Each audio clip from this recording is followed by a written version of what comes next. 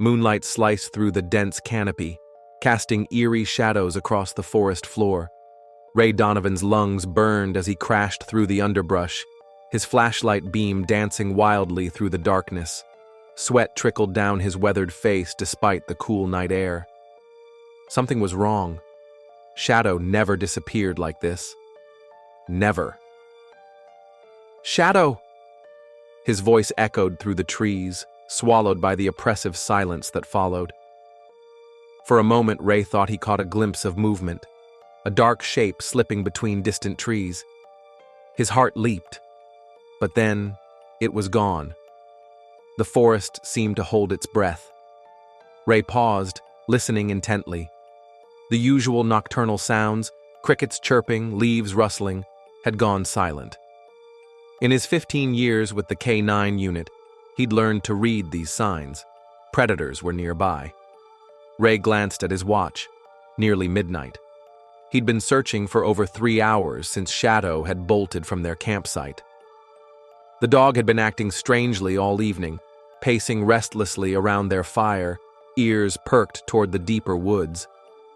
A branch snapped somewhere to his left.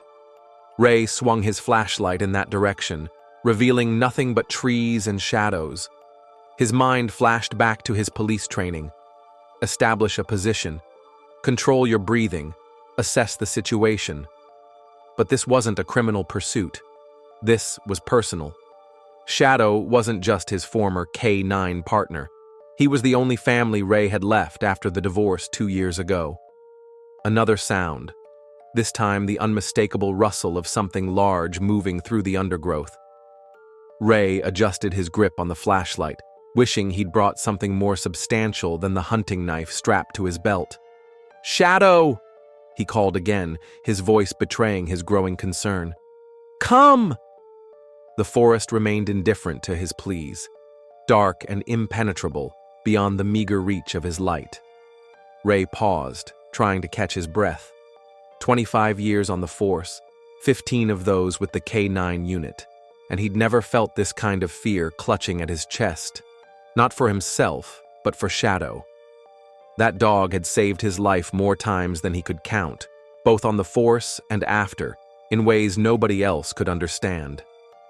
A low growl emerged from the darkness ahead. Ray's hand automatically moved to his hip, searching for the service weapon that wasn't there anymore.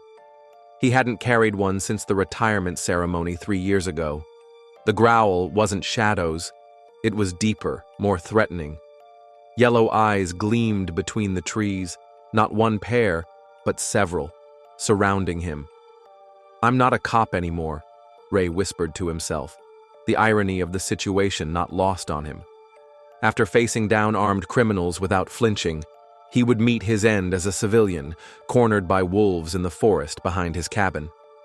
The largest wolf stepped forward, moonlight revealing its massive form. Ray had heard rumors of wolves returning to these parts, but the Fish and Wildlife Department had dismissed them. Clearly, they were wrong. The wolf's shoulders stood nearly level with Ray's waist, its muzzle scarred from previous battles. Ray backed slowly against a large oak, maintaining eye contact with the alpha. His mind raced through options. Climbing wasn't viable. The lowest branches were too high. Running would trigger their pursuit instinct. Fighting with only a knife against a pack? Suicide. The alpha wolf lowered its head, muscles tensing beneath its thick coat. Ray's thoughts turned to his brother Michael, who would find his truck parked at the trailhead days from now, wondering what had happened. They hadn't spoken since their argument at their father's funeral last year, another regret to add to Ray's growing list. Time seemed to slow as the alpha wolf's haunches bunched, preparing to lunge. Ray gripped his knife tightly, determined to go down fighting. Then he heard it, the thunderous bark that had become as familiar as his own heartbeat. A black shape catapulted through the air, clearing a fallen log with graceful power. Shadow, his German Shepherd partner, positioned himself between Ray and the threat, teeth bared in the moonlight, hackles raised in a ridge along his spine. 3 days earlier, Ray had been splitting wood behind his cabin. the rhythmic thunk of the axe echoing across the small clearing. Shadow lay nearby in a patch of sunlight, his muzzle graying but his eyes still alert and watchful. They had settled into a quiet routine since moving to this remote corner of Pine Ridge County, miles from neighbors, just the way Ray wanted it after what happened in the city. The incident that had forced his early retirement weighed on him daily. The hostage situation at First National Bank had gone sideways when a rookie officer panicked.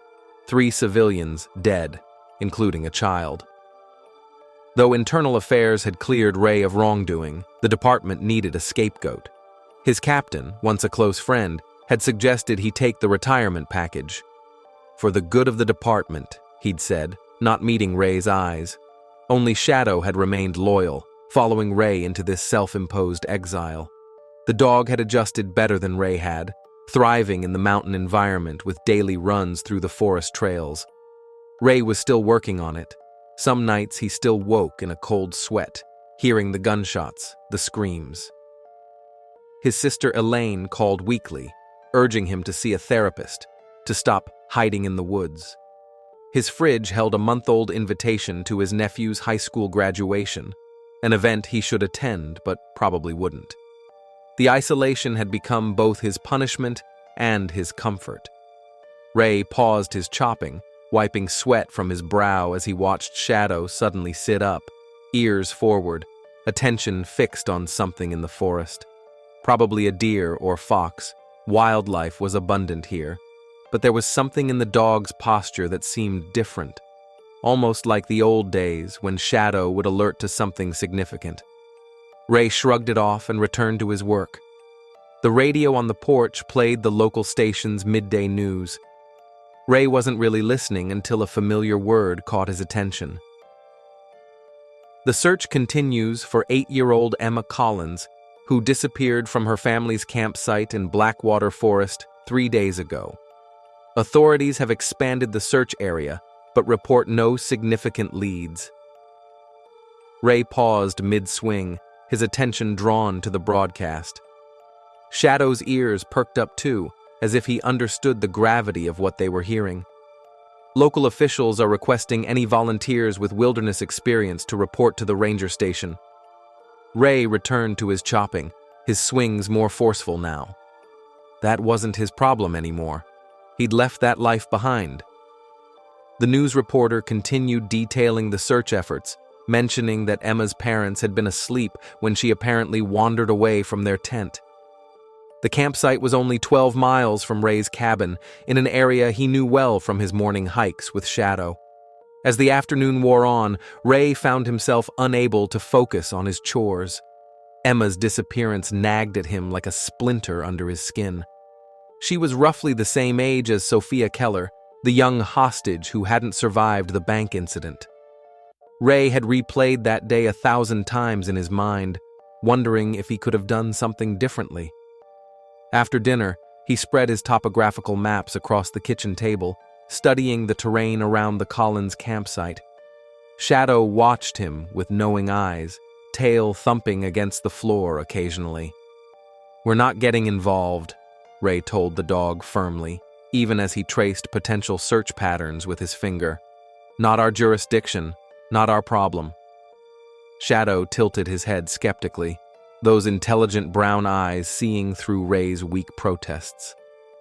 That night, Ray dreamt of the bank again, but this time it was Emma Collins crying for help inside, not Sophia Keller. He woke before dawn, drenched in sweat, his decision already made. By sunrise, they were in Ray's old truck, driving toward the ranger station. He told himself he was just going to offer some advice, maybe point out search areas that might have been overlooked. Nothing more. But as they pulled into the gravel lot filled with emergency vehicles and volunteer cars, Ray felt the familiar weight of responsibility settling onto his shoulders. He'd been the best once. He and Shadow had found people when no one else could. The ranger station was chaotic, volunteers coming and going, maps spread across tables, radio chatter filling the air.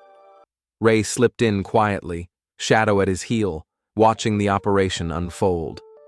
The command center had been hastily assembled in what normally served as a visitor information area.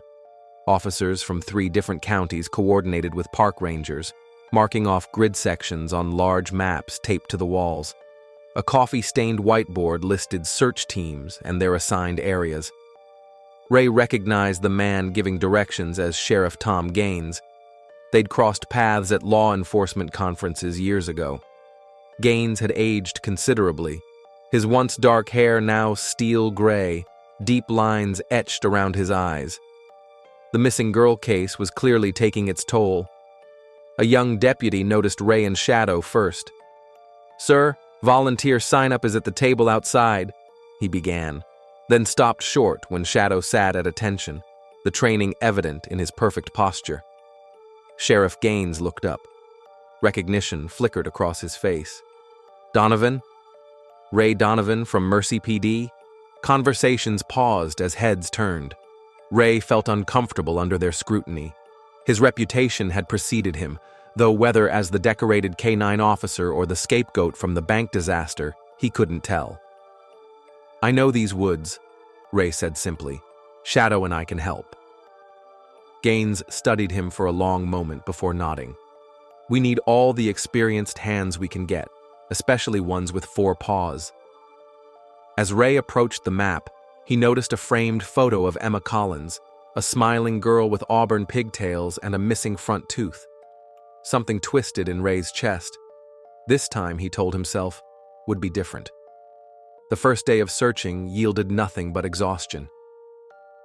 Shadow worked tirelessly, covering ground with the efficiency that had made him legendary in the department. But by nightfall, they returned to the ranger station empty-handed.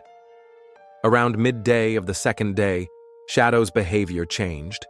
He became alert, nose working furiously, zigzagging through the trees with increasing urgency. Ray's heart rate quickened. This was the behavior he knew so well. Shadow had caught a scent. A tall man stepped from behind a large oak tree, hands raised slightly. He was dressed in hunting camouflage, with a rifle slung casually over his shoulder. "Didn't mean to startle you," the man said, his voice oddly calm. "Just out hunting." Ray nodded cautiously, noting how Shadow's hackles remained raised. "Pretty far from the designated hunting areas, aren't you?" The man shrugged. "I prefer the quiet. Too many weekend warriors in the official zones." He extended a hand. "Name's Ellis. Garrett Ellis." Ray introduced himself while studying the man.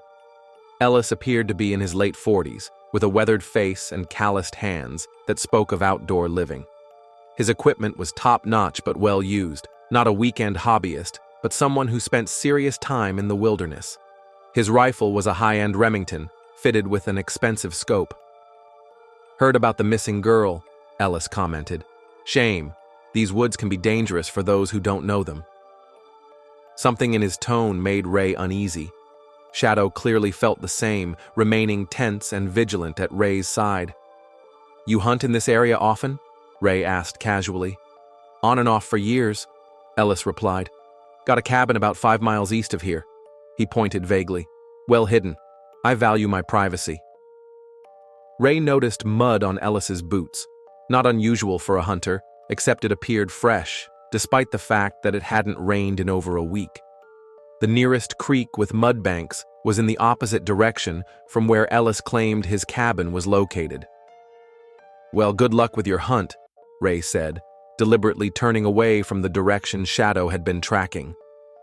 Ellis nodded and disappeared back into the forest. Once he was out of earshot, Ray knelt beside Shadow. "What did you find, boy? What's got you so worked up?" Shadow whined softly, looking in the direction they had been heading before Ellis's appearance. Ray made a mental note to mention the encounter to Sheriff Gaines. Something didn't add up about the hunter, and in Ray's experience, coincidences rarely existed in missing persons cases. That night, Shadow was even more restless.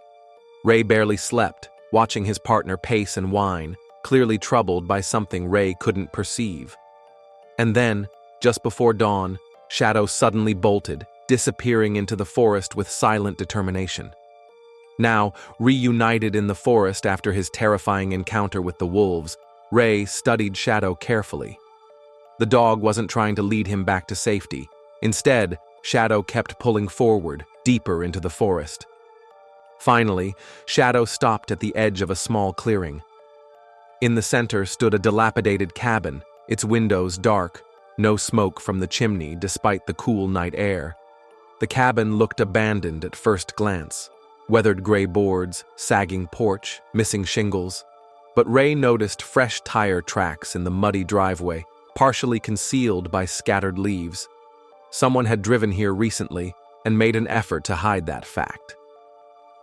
Shadow circled the perimeter of the clearing, nose to the ground, before returning to Ray's side with purpose in his eyes. Ray recognized this behavior from their working days. Shadow had found something significant. Moving with the stealth that had once earned him the nickname Ghost in the department, Ray approached the cabin. The woods were eerily silent around them, not even the call of a night bird breaking the stillness.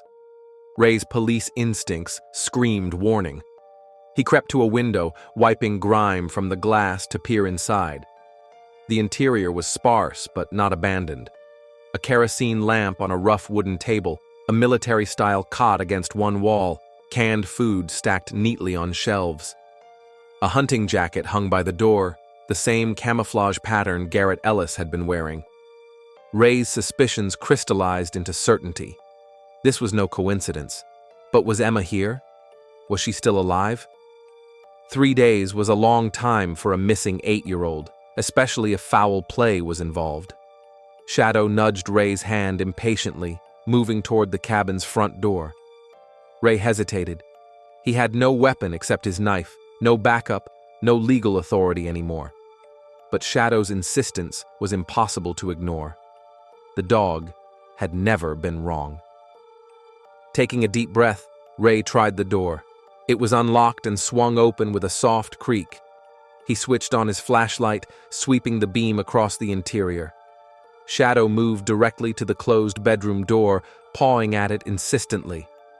Ray pushed the door open slowly, shining his light inside. The bedroom was nearly empty except for a mattress on the floor and a small figure huddled in the corner, a child curled into a tight ball, face hidden against drawn-up knees. Emma Collins. "Emma?" Ray called softly, keeping his voice gentle. "Emma, my name is Ray. I'm here to help you." The girl flinched at his voice, pressing herself tighter against the wall. She wore the same red jacket from her missing person photo, now dirty and torn.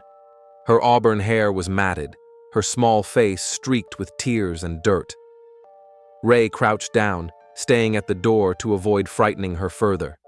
Shadow, sensing the delicacy of the situation, lay down flat, making himself appear less threatening.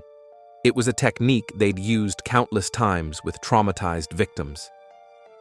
"Emma, I've been looking for you," Ray continued softly. "Your mom and dad are very worried.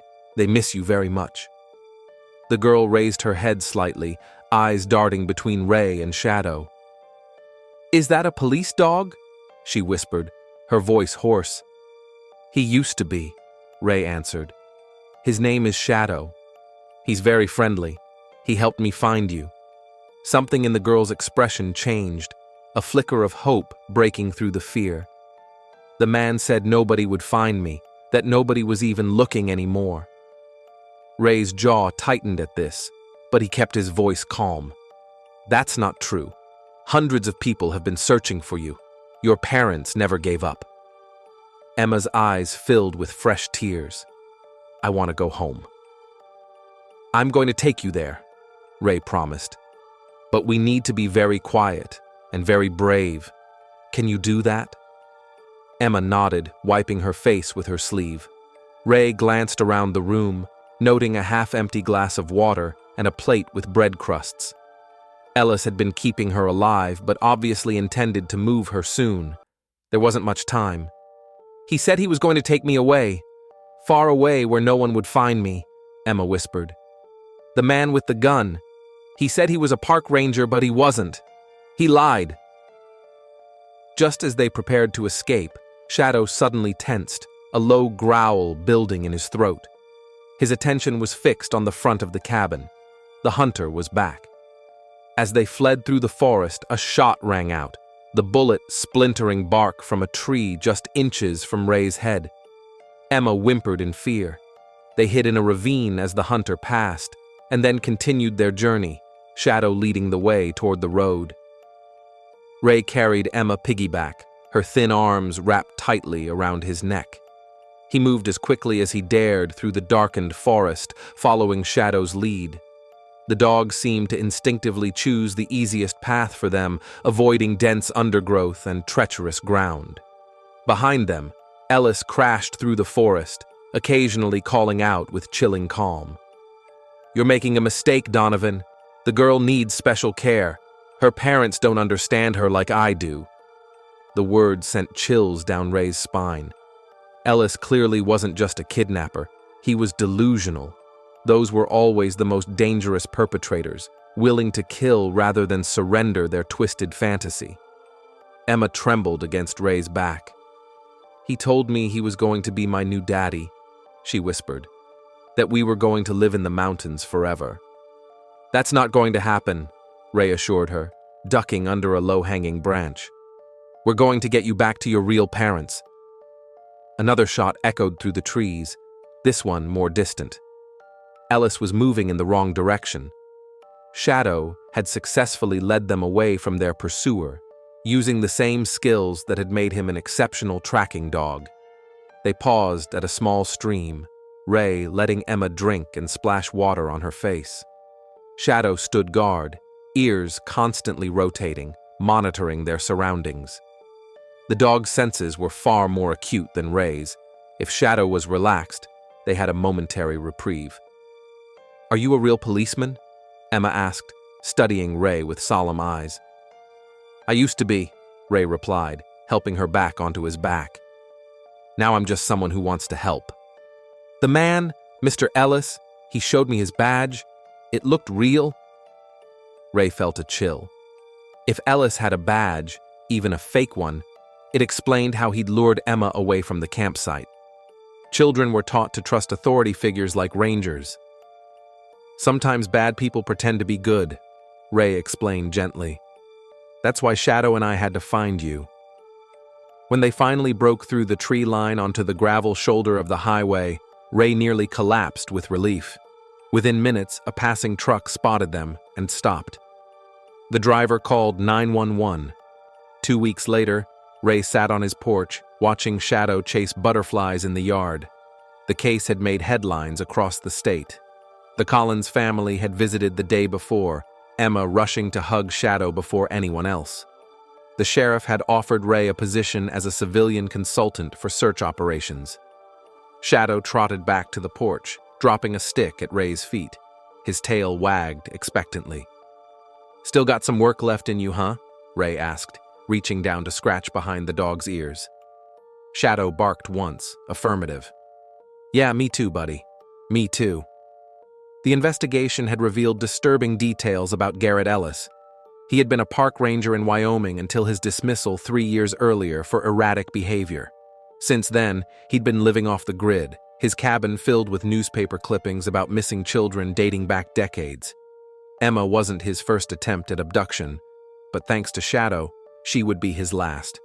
Ellis was now in custody, facing multiple charges.